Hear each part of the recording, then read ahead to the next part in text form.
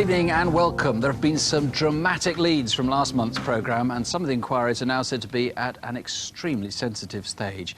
And we had a remarkably strong response, including an immediate arrest, after the special programme we put out 2 weeks ago, Unsolved Cases from the Past. The best and most surprising new information was on an inquiry dating from 1989, the murder of the Dixons as they were walking a cliff-top path in Pembrokeshire. Despite the 8-year time gap, we had 450 calls, and detectives have now had to expand the inquiry team. There were over 300 calls on the child abductions in Buckinghamshire, which started in 1994, 200 calls on the armed robberies in Lancashire and South Yorkshire, and police say they have a lot of good new leads. There have been 2 other arrests since last month's programme, one for very serious sexual offences and another for aggravated burglaries and indecent assault. The sex attacks on Riddlesdown Common provoked an enormous response, over 650 calls, 250 of which have been prioritised. The murder of Julie Smith in her blazing home in Hull led to several people being interviewed, and the detective in charge has described the appeal as a superb investigative tool which has led to new lines of inquiry. And the armed robbers at a jeweller's in Kingston in Surrey might be in for a bit of a surprise. Over 200 viewers think they can help identify them. First tonight, a reconstruction of a truly sad and senseless crime in which a young man became a killer. Perhaps the event started as a prank or even in preparation for a robbery. But one day, a month ago, in Kirk Langley outside Derby, things got terribly out of hand.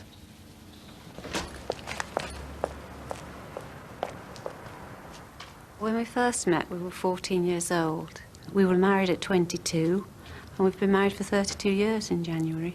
We just lived for each other.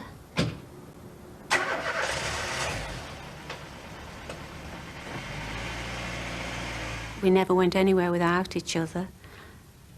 We didn't need anyone else. We were just so happy in each other's company.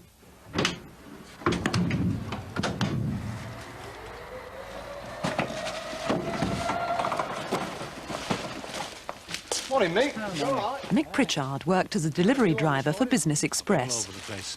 Uttoxeter, Ashbourne. Mind you, there's some lovely places up there. He'd been with the firm for almost 20 years, mainly delivering parcels for the Littlewoods catalogue.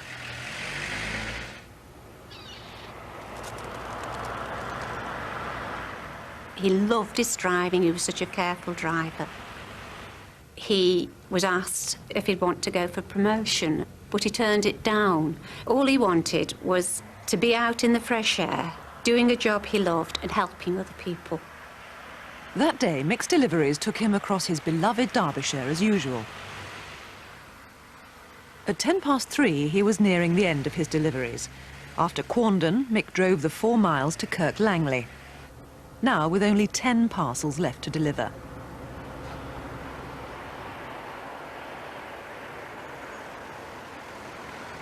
I was leaving the school with my son. I got to the end of the road to cross Moor Lane to go up to the Cunnery. I recognised the van. It was the same delivery man that's been coming to the Cunnery.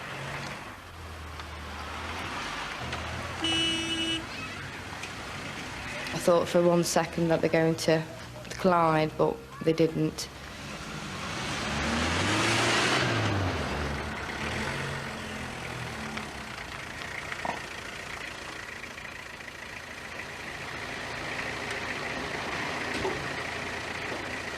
Nobody cooks puddings much anymore, do they? Oh, it's the catalogue delivery. Oh, go and get the parcel from the van, will you?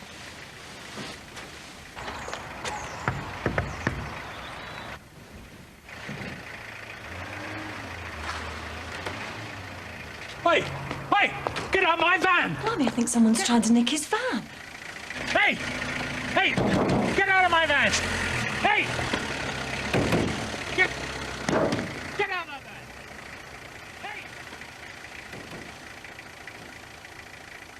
Mick had got such high principles of high morality. He got a very deep resentment for anything that was wrong. Hey! Get out of the way! Get out of the way! Get out of the way! Oi, come on!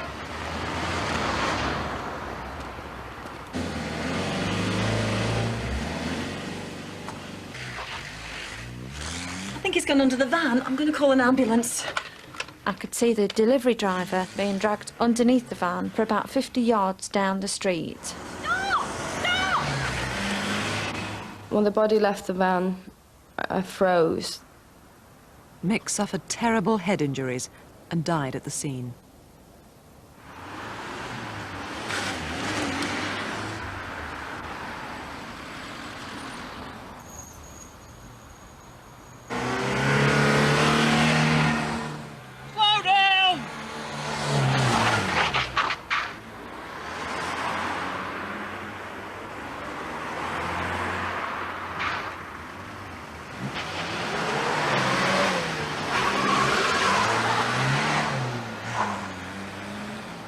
Initially I thought it was like a road rage between the two van drivers. Once I got onto the A52 and I started to approach the two vans, I realised that they were actually in cahoots with one another. I was driving along the A52 towards Derby and I came by the bottom of Kirk Langley. There was a Mercedes lorry behind me. I just passed the Little Chef restaurant on the left-hand side, and just after then the white parcel van shot in behind me. I could see in my mirror that the lad was agitated and one thing or another. Then just soon after then, the delivery van overtook me.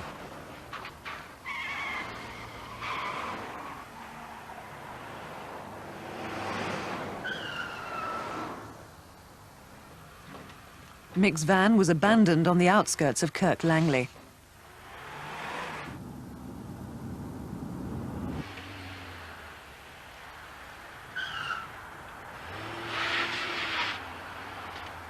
The Bedford rascal turned around and headed back towards the A52.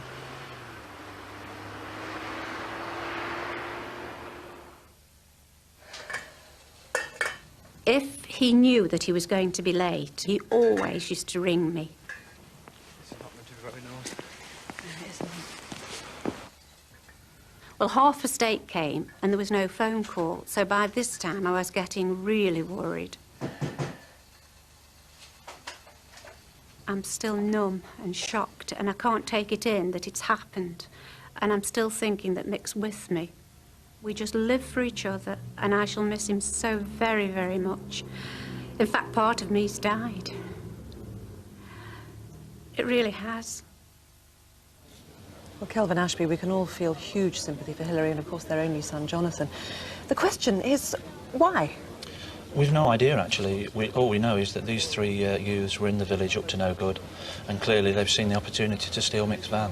You need to find them, and you have some fairly good descriptions of at least two of them, don't you? Yes, we have. Certainly the driver, the killer, he was a male about 19 to 20 years, white, 5'9", medium build, with blonde, fair, collar-length hair, but he was described as having a baby face.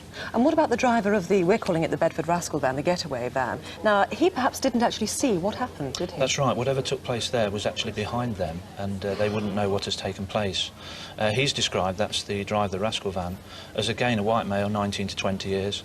We don't know what height he is. He's slim, medium build, with ginger or sandy hair, and the important thing with him is he's got a tooth missing on the upper left side, which is very distinctive, the witnesses tell us. So you definitely need to hear his version of events. Yes, as well. we do. We'd like those two to come forward. Now, this getaway van that we're mentioning, you haven't tracked it down, have you, yet? No, we've not.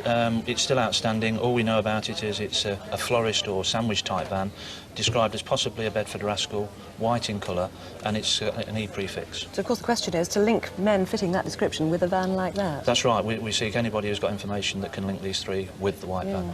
You've had a number of witnesses come forward already, but you need to hear from more people who witnessed perhaps that erratic belt of driving along the A52. That's right. In particular, the white Mercedes truck driver, he was cut up by the parcel van, and he might be able to provide detailed information about the other van, which is the important one that we need to trace. Now, just remember remind us when this happened. This is about 3:25 p.m. on Wednesday, the 12th of November. As if anyone needs an incentive, there is a reward here, isn't there? Yes, there is. Mick's company and this union have put up £10,000 for the conviction of these offenders. And who are you appealing to? Well, it's a senseless crime, and I would appeal to anybody, and in particular the criminal fraternity. Somebody out there knows who these people are, and I would ask them to come forward and give us that information. Kelvin Ashby, thank you very much indeed. Well, it really is important to catch these men. If you know who they are, or if you've heard anything about out who was involved or what they were planning, do please call 0500 600 600. That's our free call number here live to the studio. And there are detectives waiting now at the murder incident room. You can call them on 01332 222 111. That's 01332 222 111. Now to Gracia Morton, the woman who vanished 5 weeks ago and whose absence is obviously increasingly worrying. She disappeared after dropping her child at school in Notting Hill, West London. Mrs. Morton had been separated and was living with her 4-year-old daughter in nearby Kensington. After leaving the child at school in Oxford Gardens, she seems to have driven round the corner to where she used to live with her husband in St Anne's Road, and her car was found outside the house. But did you see her? She was last seen shortly after 9:30 on Wednesday morning, November the 12th.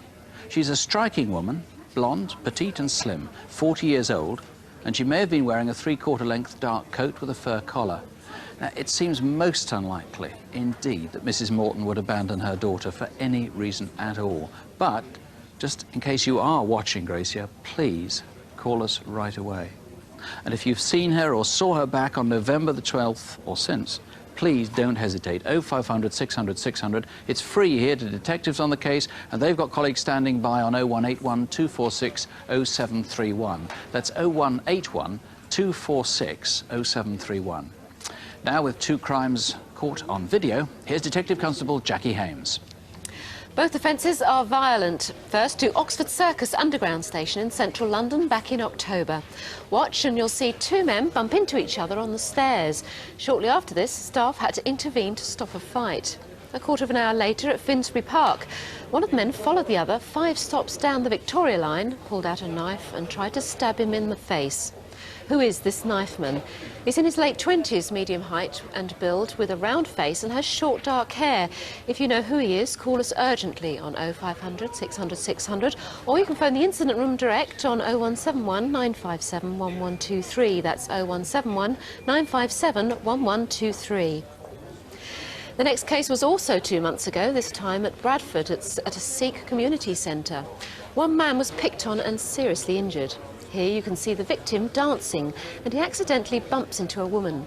We won't show what happened after that, but the man ended up in hospital for weeks and can't walk properly even now.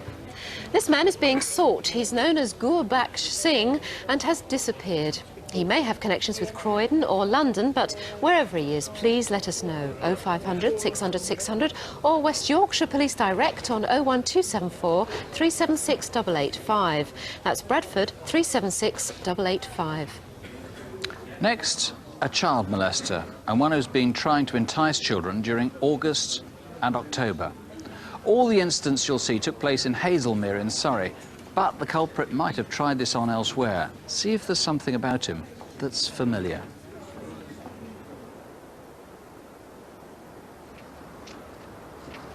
Have you seen my sister's black dog? One afternoon at the end of August, a man persuaded 2 11-year-old girls to go with him to a field that led off their estate. Stay by the bikes and don't lose them. Across the road was woodland and open countryside. If you go up there, we'll go down there. Sorry, I'm not allowed up there. Oh, all right. Well, I don't think he's here anyway. Listen, let me give you some money for helping out. But we haven't really helped. No, go on, Thanks. take it. All right. This is the Sickle Mill estate, an area the man returned to roughly 6 weeks later. But in the meantime, he was trying it on again on the other side of Hazelmere. Oh, we're going to be late for rehearsals. You haven't seen a black dog, have you? What kind of dog is it? It's a black Labrador puppy. The lead snapped and it ran off.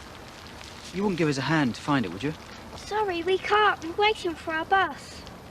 Okay.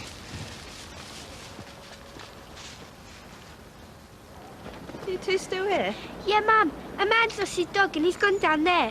Well, you two wait here for your bus and I'll go have a look. Okay. Excuse me? Are you the bloke who's lost his dog? Yeah, that's right. Have you seen it? No, I haven't, but if I do, how can I contact you? Details are on the collar. Have you reported it to the police yet? No, I haven't yet. I think you should. Yeah, I think you're right. He seemed to know the way towards the police station. Was he a local man, or was this just coincidence? Then the same estate, 2 weeks later. I was doing my washing and I just happened to look out the window and he just walked past casually. I'd say early 20s, short, dark hair, but it was the checked shirt jacket that stood out. Then back on Sickle Mill Estate. He wasn't in a hurry, he was just sauntering. I was a bit suspicious. I just got the impression he was waiting for someone. Thought it was a bit odd, but then you forget about these things, don't you? He was seen by someone else heading down towards King's Road, which would lead him to the station and town centre, and back again to Kilnfield Estate. Hey, mister! Have you found your dog yet? No, I haven't yet. We'll help you look for it. What kind of dog was it? It's a black Labrador, a little puppy. We'll give you a hand. Great. Which way did you think it went then? Up there, somewhere. I just honestly thought they knew him, the way they were laughing and joking with him, going up High Lane Straight. But to look at him, you wouldn't have thought he would have done anybody any harm. Look, if you two go up there, we'll go up here. All right then, okay?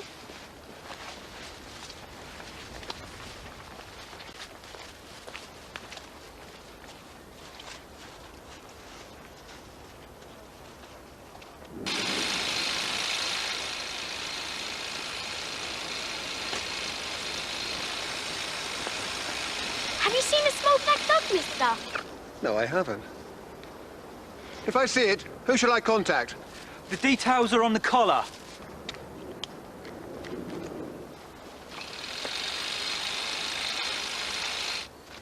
She loves animals. He might have gone over there. Okay. She was probably more concerned that the dog was going to, like, get hurt or get run over, probably.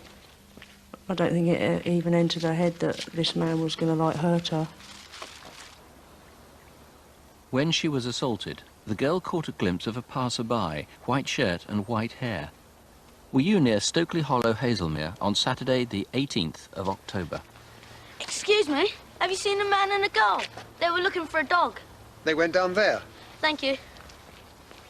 If I could get hold of him, I don't know what I'd do to him, but I just hate him for what he's done. This sort of person doesn't stop at just one child, and next time I wouldn't want it to, like, be worse. I don't want anyone else to go through what we've been through.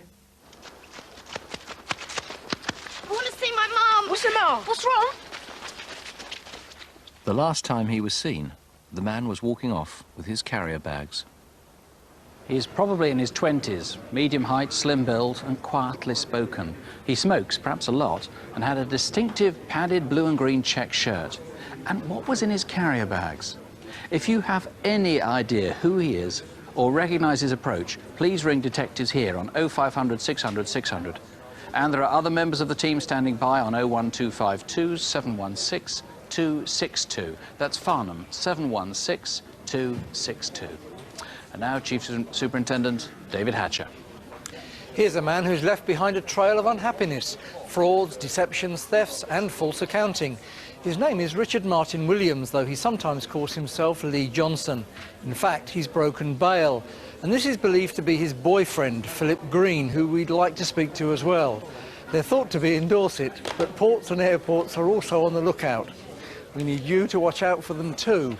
0500 600 600 or call the incident room free on 0800 281 175. That's free phone 0800 281 175.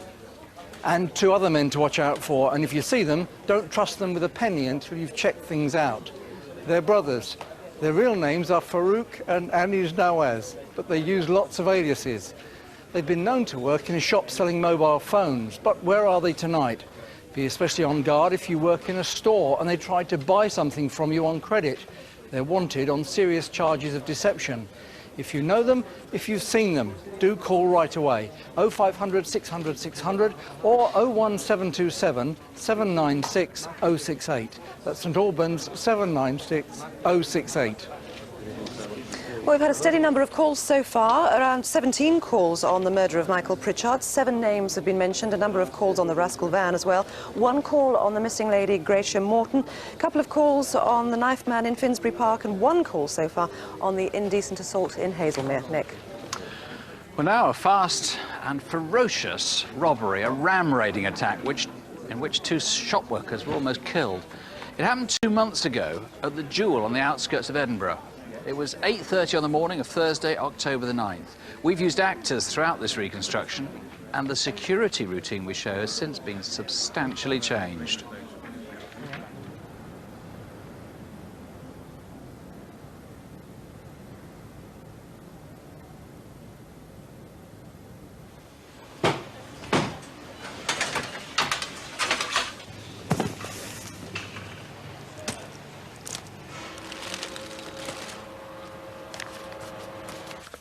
I was looking forward to work that day. It was going to be very busy. No 2 days are ever the same, and it's a challenge every day. 8:16 a.m. and the car park's almost empty. But whose is this? A red Vauxhall Omega, a rare high-powered saloon.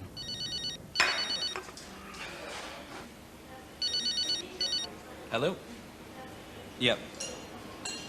Yeah, okay then. Right. Listen, I'm gonna have to go. See ya. As I was waiting for my statement to print out from the cash point, I just turned round and I'd heard a car coming into the car park. I found it quite strange because obviously the shop wasn't open. So here was another red car, one of several that morning. This one, a maroon Cavalier that had been stolen 2 days earlier. It now had false plates copied from a legitimate Vauxhall Cavalier that's unconnected with what happened next.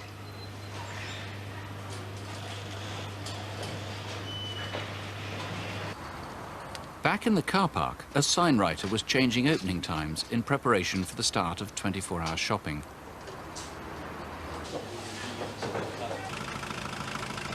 As I was driving out, a second car had drove in. It was a small car and it had 3 people in, and it drove up beside the first car. I thought it was quite strange because no one was getting out of the cars. They did look quite relaxed. I thought maybe they were dropping someone off at work.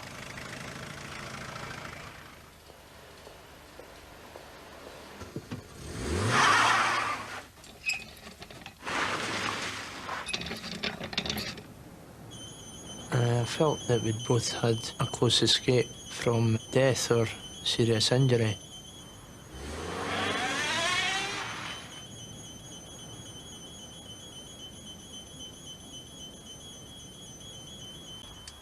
The men I saw running into the shop maybe weren't even in the car in the first place. They may have been stood outside and run in. They were all really calm. Get down! Get down! Take it easy, mate. Get down! Do what he says. Do exactly what he says. I thought he was actually going to blow my head off. I actually thought at that stage, you know, why are you going to shoot me, you know? I've done everything you've sort of asked. Why shoot me? Quick, get help! There's robbers and they've got guns! Security! Security! To the foyer, right away! Don't move!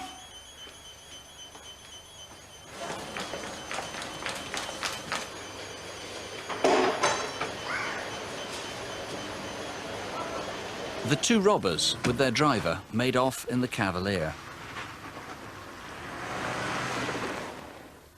Calmly, they turned right out of the Asda car park towards the A1 roundabout. But there, the driver seemed to lose his cool.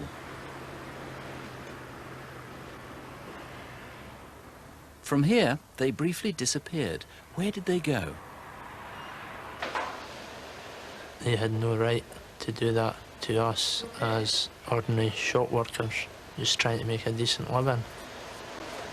I still feel very angry. In the next 10 minutes, the Cavalier must have stopped to let out 2 members of the gang. A witness at New Craig Hall saw only 1 man in the vehicle. I remember looking at the car, I didn't recognise it, and I didn't recognise the chap that was inside it either. He was early to mid-30s. He had sort of olive, darkish complexion. He was quite slim. He had quite a lined, gaunt face. He had short, dark hair, with a receding hairline. I thought he had either a mole or a spot or something on his cheek. I remember thinking it was a nice car and wondering what the chap did. It's quite a small village and we all know each other, and you pretty much know people's cars and who they are and people's faces.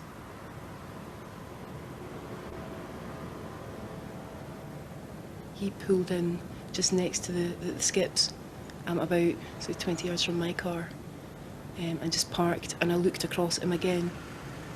There was another car parked directly across from my car. It was a red car that wasn't normally there. This could have been the Peugeot 106 seen earlier at Asda. Did you notice it that morning? The driver of the Cavalier seemed to amble away. But did he then double back into Klondike Street and drive off in the red Peugeot? Harry McAdam once inclined to use terms like professional meticulous with this crime, but actually it was bloody reckless as well, wasn't it? Yeah, that's absolutely right. These men showed a total disregard for the members of staff's safety. As the lady passed the glass windows, as her heel was actually at the windows, the car crashed through. There was a space of time of 1 second. Now, was that careful planning good timing on their part, or was that just luck? It was absolute luck. Just luck they weren't killed? Totally didn't care about their safety. Now, because of the violence, the extreme violence that was used in this, is a very, very big reward being put up. Tell us about the reward and how people can claim it. As the superstores and other major stores throughout the country have put up a £30,000 reward, which is a very large reward. They're very keen to have these men arrested because of the violence that was used with this particular incident. And how do you get the reward? Do you have to help the rest of it or convict the whole gang? Any information that's given that culminates in the arrest and conviction of one or any one of these members of the gang. Even just one of them? Yes, even just one. Are they local men? Are they Edinburgh men? No, the stolen car, the plates on the stolen car were definitely made in a shop in Newcastle in Tyne. And the stolen car had travelled in excess of 300 miles, so we know that it could have travelled from Edinburgh to Newcastle and back again to Edinburgh. So maybe a Tyneside connection. We've got two good descriptions. One we saw in the film, we'll come back to that in a moment.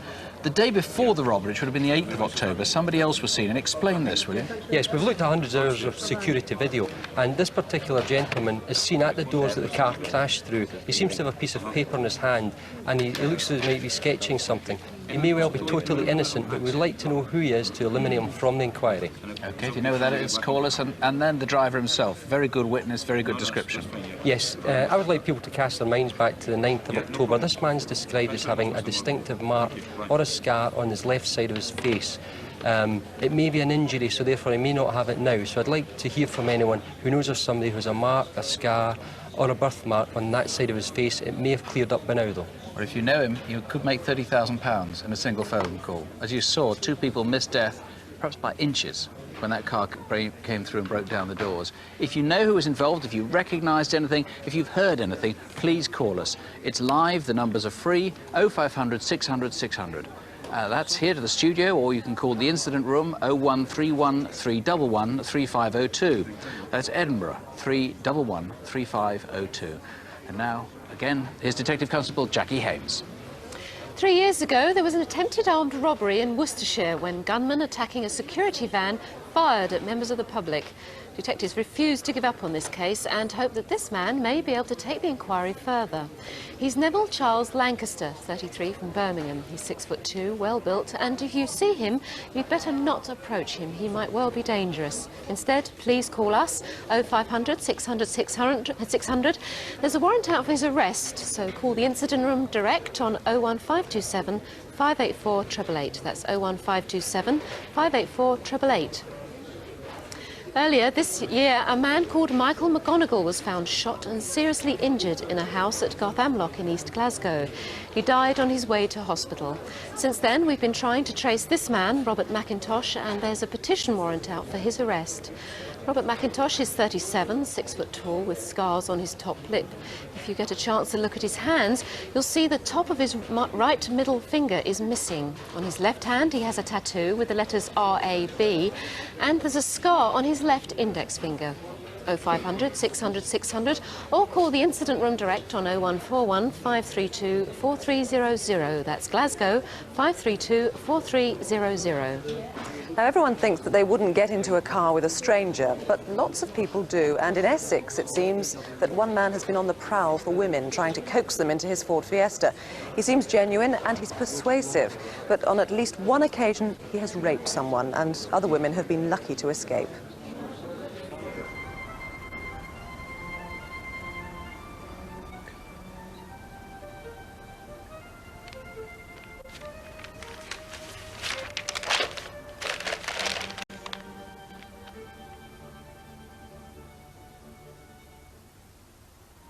I just froze. I just felt, oh, this is terrible. This could have been me.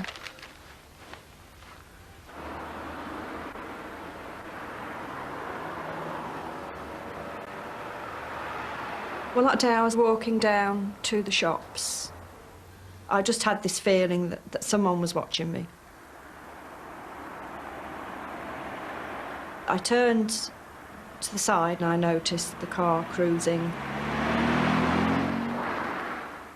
The car had passed me several times, and eventually the man asked me where I was going, and I said I was just going to the shops on the corner.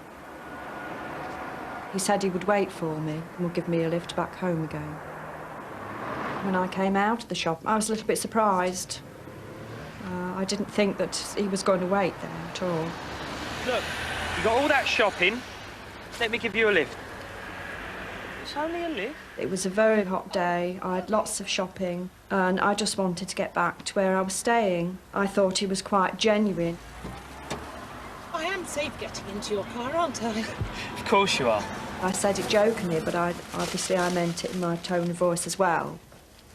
Normally I would have said no. He didn't come across in a threatening behaviour, so I felt in total control of the situation.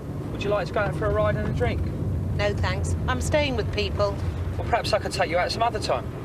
He seemed friendly enough, polite. He said he'd been to the gym, and I could smell his aftershave, and he was very, very well groomed. I did notice he had an earring in the left ear, which I thought was slightly out of character for him. We need to turn left. He didn't slow down. I'm expected back. The people I'm staying with will come looking for me if I'm not back. OK, all right then. I was getting angry. I told him in an aggressive manner that I just wanted to get back. There was no way that I was going to have it any other way. 2 months later, Tuesday the 5th of August, in nearby Witham.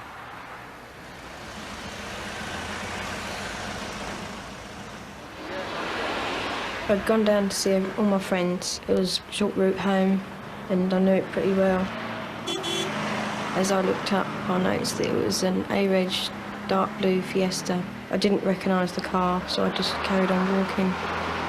As I got further up the road, the same car was parked on my side, and there was somebody rummaging around inside the car.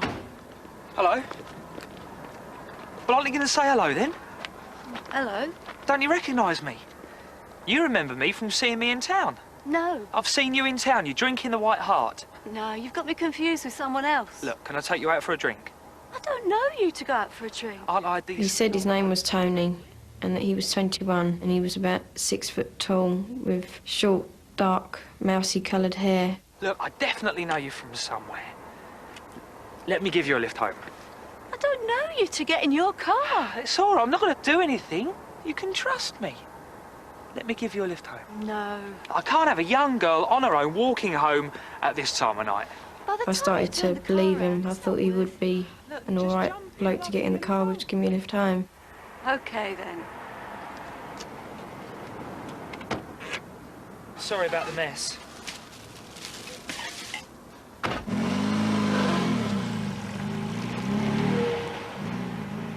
As I got in the car, I noticed there was a lot of newspapers on the floor and Rizzler packets. I noticed a lot of empty cans in the door. Where are you going? You should have turned down there. It's all right. We'll keep going for a little drive. When we missed the turning, I started to get worried that he wasn't going to take me home. I was getting very scared when he started going towards the A12. Do you like my sunglasses? They're designer ones. They'd normally cost £150, but I got them for 50. They're all right. He was picking conversation with me, trying to reassure me that he was all right. I used to drive a Renault Laguna, but I smashed it up. I saw the Kelvedon sign. I thought he was going to turn around and come back the other way, but he carried on going into Kelvedon town centre. Where are we going? For a drive. I want to go home. It's late. As we got further, when the light stopped, I was getting really scared now because it was all country lanes and there was hardly any houses around, and I didn't know what he was going to do. I want to go home now. He wasn't listening to me. He turned off down a little country road and he stopped. And then he tried to cuddle me. When I refused to do what he wanted me to do, he got more forceful. Then he started to get a bit rough with me. No, get off of me. He grabbed my arm, pushed me sort of backwards into the cornfield. There was a struggle. The man said he had a knife, then he raped her. When he drove off, part of me was relieved that he was gone and that I was alive, and a part of me just felt horrible and dirty and disgusted that I got in that car. The victim there was able to call a friend and subsequently call the police. Steve Reynolds, as well as the two incidents we've seen reconstructed here, you believe that the man may have been linked to two other similar incidents in the area? Yes, that's correct. The day after the rape, a woman was standing at a bus stop in Western Road, Silverend, a nearby village, where a Ford Fiesta drove past her on 3 occasions, intimidated her so much that she went home and caught a later bus. Now, you have forensic evidence, so you can eliminate any other suspects, can't you? Yes, we can. We have that type of evidence, yes. Now, he was quite chatty, this driver, wasn't he? He gave away quite a bit about himself. What do we know about him, if, of course, he's to be believed? Yes, we know that his name is Tony. He said that he worked as a plasterer and that he may have worked with his father in the past. He said he smoked cannabis. He said he was 21 years of age and that his birth sign was Aries. Now, there is an e-fit, which we've seen, I think, which basically gives a look of him and gives a description, which I think the rapist described. That's right. He's described as a white male, aged in his 20s, 6 foot tall, skinny build, with mousy, very short, straight hair, cut to an inch all over, and he had a quiet, well-spoken voice. Let's just go back to the other of those incidents that we mentioned. You mentioned the one in Western Road. Where was the other one? Yes, the second one was 2 weeks later in the Broadway at Silverend. On this occasion, 2 girls were approached by a man in a blue Fiesta car. He asked them for a lift, but they declined. Of course, he may have sold the Fiesta on by now. That's quite right, and he may have been quite innocent and may not be our rapist. So if it isn't the rapist, we'd obviously like this person to come forward so that we can eliminate him. Do you think he's local? I do think he's local. He gave a lot of information about the area. He knew people in the area, he knew pubs, and he certainly knew the geography of the area. And this was an A-Reg diesel blue Ford Fiesta. An A-Reg diesel blue Ford Fiesta with a bee sting area on it. Thank you. Well, do please call if you know anything about these matters. This man obviously must be stopped. The lines are free here on 0500 600 600, or ring the incident room at Essex Police Headquarters in Chelmsford on 01245 452 555. That's Chelmsford 452 555. Now, incidentally, if you find yourself in someone's car and you're frightened that things are getting out of hand, obviously the sooner you act the better. Ask the driver to stop and let you out, and if necessary, open the door and shout for help, attract attention. Don't go along with it, and better still, of course, whatever the temptation, just don't take a lift from strangers. It's almost certainly coincidence, but in the same area, a 26-year-old woman has gone missing, and the circumstances are extremely worrying, to say the least. She's Jimena Arensberg-Calles, a Spanish au pair who vanished 3 weeks ago while heading from Mersey Road in Colchester to a friend's house in Manor Road, about a mile away. Now, if you know Jimena, or if you've seen her since Tuesday the 25th of November, please let us know, and do so urgently. Until she's found, there are obviously growing concerns for her safety. She's petite, she's 5'2", and was wearing black wellies, white jeans, and an anorak, and she was carrying a rucksack. If you know anything about her or her disappearance, please call us free and straight away, 0500 600 600. Alternatively, try 01 206 762 212. That's Colchester, 762 212. Now here again is Chief Superintendent David Hatcher. Now, I've got a man I'd like you to look at, but this time it's a bystander we're after. This is the aftermath of a police chase on the A40 down to Wood Lane, West London, following a robbery. Several men have been arrested by an armed response unit, but who's this? He's quite unconnected with the robbery, but he is an important witness. If it was you at the end of September, or if you can identify him, please give us a call. 0500 600 600 here, or the robbery squad at Marylebone Police Station on 0171 321 9321. That's 0171 321 9321. Just in the last few moments, we've had two names, and it's the same name, come up for the Edinburgh armed robbery. An enormous number of names, and particularly on the Hazelmere indecent assault. That looks very strong indeed. But now, before we close, to treasure. And some of it might be yours. Here are items that have been stolen from all around the country, and here to go through this month's Aladdin's Cave is Eric Knowles. Well, we're praying for some divine intervention on the cave this evening because we've got quite a quantity of church furniture, including this trunk, which is studded with the date 1657, and it's also initialed EH. But from the 15th century, what about this? It's a sacrament box, and what's more, it's in walnut. But more of that good old British oak in a pair of chairs that we've got here. And look at those covers. Those cushions are actually made from an altar cloth. The question is, did it come from your church? But there again, if you've got a liking for a pair of truly foul paintings, feast your eyes on these farmyard scenes because they're foul in the nicest sense of the word. Hens and chicks and a couple of ducks thrown in for good measure. But if the question is, how much is that doggy on the table? Well, if it's Meissen and it's 18th century and it's a little pug dog, the question is loads of money. And look at the cover, exquisitely painted, and so too is the interior. There again, you may be into bird watching. If that's the case, what about birds in silver? Pair of cranes, translucent enamels in amber and turquoise. There again, maybe you've got a liking for this cavalier-type character, a sort of do-it-yourself, Charles I. But it's that time of the year when the ladies want to put on a bit of glitter, and there must be a very sad lady out there who's missing her diamond and emerald bracelet. And Mr. and Mrs. Coblenza, do you remember staying in room 711? Because I think I've got your cameo brooch. But they do say that diamonds are a girl's best friend, and I think it's quite right when it's applied to this bow brooch. Just look at the stone in the centre. It's enormous. Personally, I'll stick to the odd bow tie. But if you play your cards right tonight, you could end up reclaiming your Dutch marquetry gaming table. Here it is, and what have we got here? Dorset County Arts and Crafts Association member. Well, that should narrow it down a bit, shouldn't you think? Just a bit. And if there's anything you recognise, well, call in on 01903 231821. That's 01903 231821. Or you can call the studio here, of course, 0500 600 600. Our lines are open here in the studio for over an hour and a half, and we'll be taking calls until midnight. You'll see other numbers on the screen in a moment. They're also listed on CFAX on page 627. Now, if you're online, you can email us at Crimewatch UK at the BBC. That's cwuk@bbc.co.uk. And if you've any information on a crime we haven't covered, try Crime Stoppers on 0800 555 111. And we'll be back with Crime Watch Update later at 11:45 in England and Northern Ireland and at 12:15 in Wales and Scotland. And we hope that we've more to tell you then. But if you can't stay up that late, do join us next month.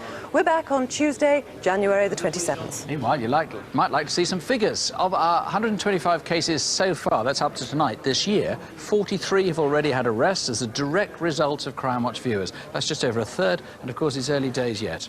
A further 9 cases have made arrests already independently. And incidentally, crime, at least most of it, tends to fall away over Christmas anyway, so don't be put off your celebrations by anything that we've shown tonight. Have a great holiday, a happy new year, and whatever happens, don't have nightmares, sleep well. Good night. Good night.